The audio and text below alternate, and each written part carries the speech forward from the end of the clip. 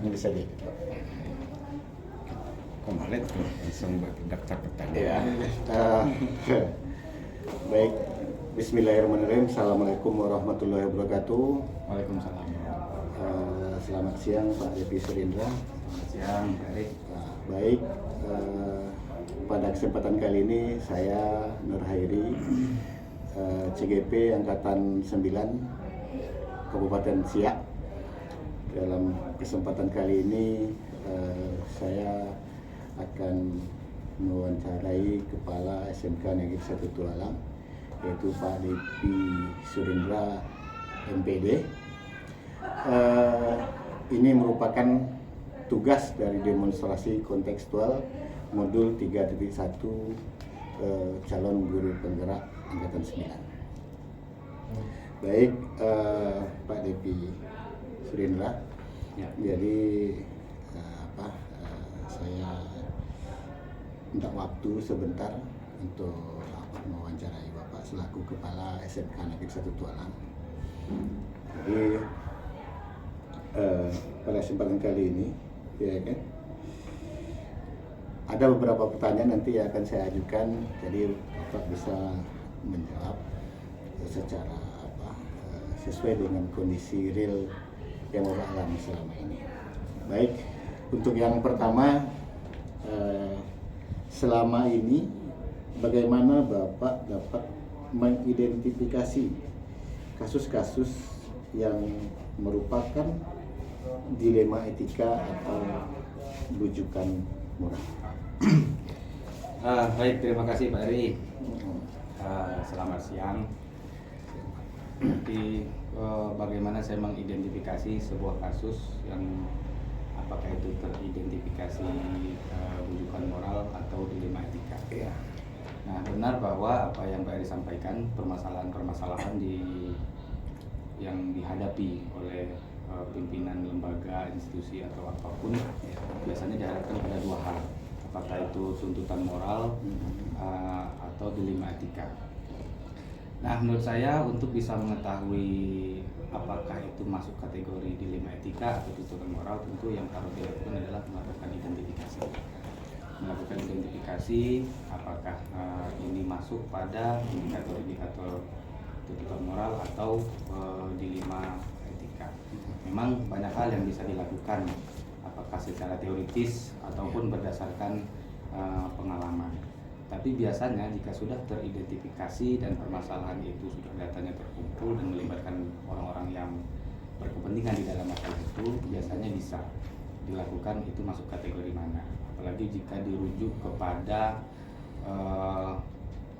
kita kembalikan kepada nilai-nilai yang berlaku atau dikembalikan kepada apakah itu masuk kategori nilai yang benar atau tidak benar, kita bisa menetapkan ini dilema etika atau bujukan moral. Demikian, Pak. Ya, baik Pak Depi. Selanjutnya, mungkin selama ini bagaimana Bapak menjalankan dalam hal pengambilan keputusan di sekolah yang Bapak pimpin untuk kasus-kasus di mana ada dua kepentingan yang sama-sama benar di situ atau sama-sama mengandung nilai kebajikan. Ya. Berarti kalau sama-sama benar atau sama-sama mengandung nilai kebajikan, artinya itu adalah dilema etika. Iya. Nah, ketika kita menemukan sebuah masalah, ini khususnya saya yang saya alami, ketika kita dipertemukan kepada sebuah masalah yang terindikasi dilema etika, maka saya mengembalikan pada beberapa hal. Iya. Apakah nanti masalah itu, keputusan yang saya ambil akan mengikuti aturan yang berlaku atau mengikuti selain aturan yang berlaku, mengikuti nanti hasil akhir yang akan saya peroleh, atau saya akan mengikuti asas rasa iba atau rasa kasihan. Nah, ketika dua-duanya mengandung nilai yang sama-sama mengandung nilai kebajikan, biasanya saya mengembalikan kepada beberapa asas tadi, beberapa prinsip. Apakah nanti saya akan berorientasi pada hasil akhir nanti atau berorientasi pada aturan yang berlaku, karena mungkin bisa saja nilai sama-sama mengandung nilai kebaikan, Ya. tapi bisa saja nilai kebaikan itu belum tentu sejalan dengan norma atau aturan yang berlaku. Ya. Sama-sama benar, tapi yang satu mungkin dianggap sesuai aturan, yang satu hanya berdasarkan nilai baik di mata orang, tapi secara aturan tidak tepat. Ya. Atau bisa saja berasaskan kepada rasa kasihan, Ya. rasa ikhlas. Jadi kita buat sebuah keputusan sama-sama benar, tapi mungkin berdasarkan nilai-nilai kemanusiaan itu bisa kita jadikan dasar untuk memilih mana yang akan kita putuskan. Oke, jadi selanjutnya Pak, langkah-langkah atau prosedur seperti apa gitu yang biasa Bapak lakukan selama ini?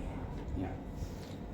Langkah dalam mengambil sebuah keputusan, Iya. memang secara teoritis itu banyak, yang ada yang melakukan 9 langkah, 6 langkah, 7 Iya. langkah. Iya. Namun saya sudah melakukan mengkolaborasikan beberapa pendapat atau pemahaman yang saya terima. Biasanya hal pertama yang saya lakukan itu melakukan identifikasi. Iya. Masalah yang ada saya identifikasi terlebih dahulu. Langkah berikutnya adalah memanggil atau mendatangkan pihak-pihak yang terlibat. Iya. Nah, pihak-pihak terlibat terkait masalah itu saya datangkan, barulah kemudian saya mengumpulkan informasi sebanyak mungkin. Mengumpulkan informasi sebanyak mungkin terkait masalah yang tengah kita hadapi dari berbagai pihak. Kemudian barulah saya bisa merumuskan opsi solusi. Nah, opsi solusi ini biasanya akan ada pengujian apakah benar atau salah. Barulah setelah alternatif saya miliki terkait solusi yang akan saya ambil, baru saya mengambil keputusan, dan pada akhirnya saya akan melakukan evaluasi terhadap keputusan yang sudah saya ambil.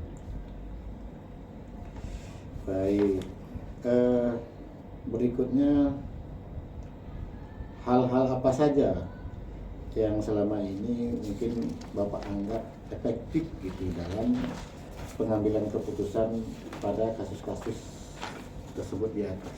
Ya, hal paling efektif menurut saya adalah pendekatan atau memaksimalkan komunikasi. Iya. Karena menurut saya semua masalah yang muncul di lembaga apapun, di lingkungan atau di komunitas manapun, hal yang paling pertama menjadi sumber masalahnya adalah miskomunikasi. Miskomunikasi antara satu pihak dengan pihak lain, miskomunikasi antara pelaku aturan dengan aturan yang berlaku. Nah, hal yang pertama yang paling berperan atau berpengaruh menurut saya adalah ketika komunikasi itu diintensifkan. Komunikasi dan peningkatan tanggung jawab. Terus hal-hal apa saja yang selama ini merupakan tantangan dalam pengambilan keputusan pada kasus-kasus dilema etika? Ya. Hal yang menjadi tantangan menurut saya adalah khususnya untuk dilema etika. Karena dilema etika kan itu antara benar versus benar, berbeda dengan bujukan moral. Iya. Benar versus salah. Nah, ketika benar versus benar ini yang menjadi tantangannya adalah dari sisi kemanusiaan. Dari sisi kemanusiaan, ketika kita mengambil sebuah kebijakan, apakah nanti kebijakan itu akan berdampak negatif? Pastinya akan berdampak tidak positif untuk salah satu pihak.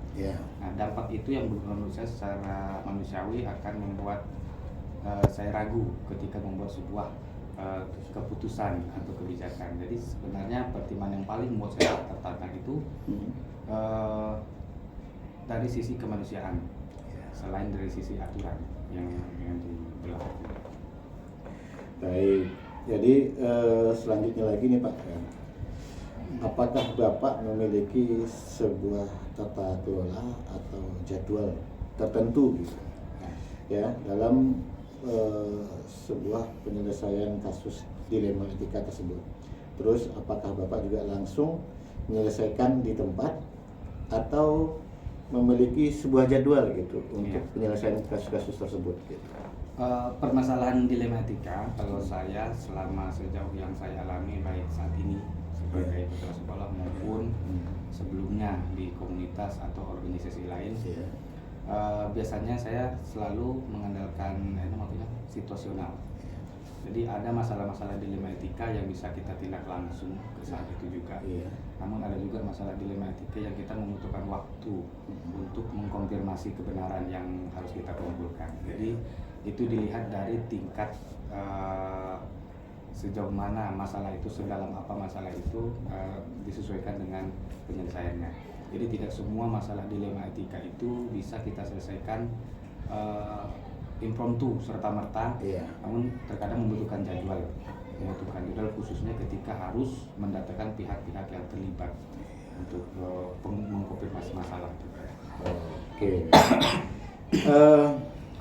Lagi Pak, adakah seseorang atau faktor-faktor apa saja yang selama ini mungkin yang mempermudah gitu atau membantu Bapak gitu dalam membuat sebuah keputusan tersebut?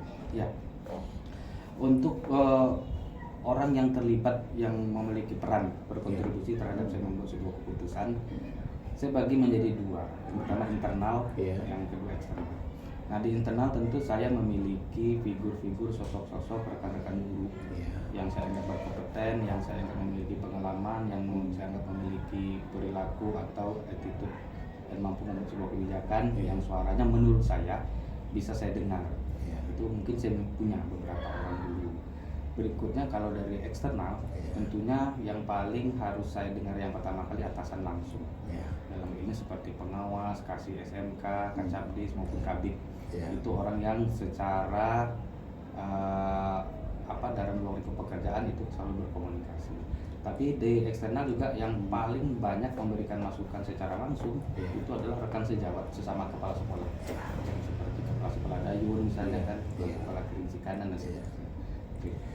Oke, yang terakhir nih Pak, dari semua hal yang telah disampaikan, pembelajaran apa yang kira-kira Bapak dapat pada pengalaman Bapak dalam mengambil keputusan selama ini?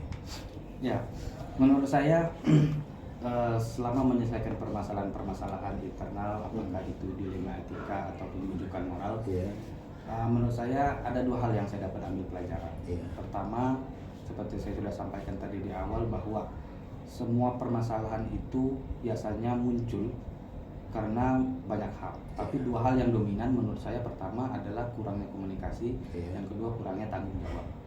Nah, kurangnya komunikasi terkadang juga seperti di sekolah, itu bisa antar guru, ada miskomunikasi, terjadi blok, gap-gap, itu karena komunikasi yang tidak lancar. Atau juga masalah muncul karena rasa kurangnya tanggung jawab.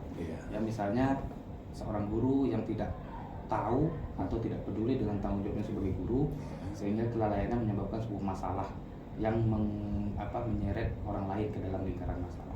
Ya demikian juga dengan kepala sekolah juga sama. Ketika seorang kepala sekolah lupa atau lalai atau mungkin tidak tahu dengan tanggung jawabnya, potensi masalah itu akan muncul. Apakah masalah itu nanti akan berimbas pada berakhir dengan lingkaran dilema etika ataupun rujukan moral. Jadi menurut saya selama ini yang bisa saya ambil pelajaran untuk meminimalisir ataupun menghindari permasalahan, kita harus menjalin komunikasi dengan banyak pihak, terutama yang berkait dengan pekerjaan kita. Yang kedua, menyadari atau meningkatkan tanggung jawab terhadap tupoksi kita di bidang pekerjaan itu. Itu kan. Oke, jadi terima kasih Pak Devi Surindra.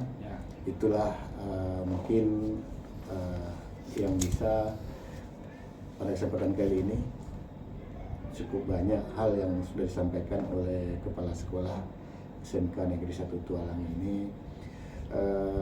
Terima kasih banyak Pak. Ya kan? Selamat. Mudah-mudahan Bapak sukses selalu di dalam memimpin sekolah ini. Saya tidak bisa membalas jasa kebaikan Bapak. Biarlah Allah yang membalas menjadi amal jariah. Dan mudah-mudahan Bapak selalu diberi kesehatan, dilimpahi rahmat dan hidayahnya, dan selalu sukses dalam memimpin sekolah ini. Mungkin itu saja, dan saya akhiri dengan Assalamualaikum warahmatullahi wabarakatuh. Waalaikumsalam warahmatullahi wabarakatuh. Ragu, terekam kok. Rekam tadi. Oh, lai.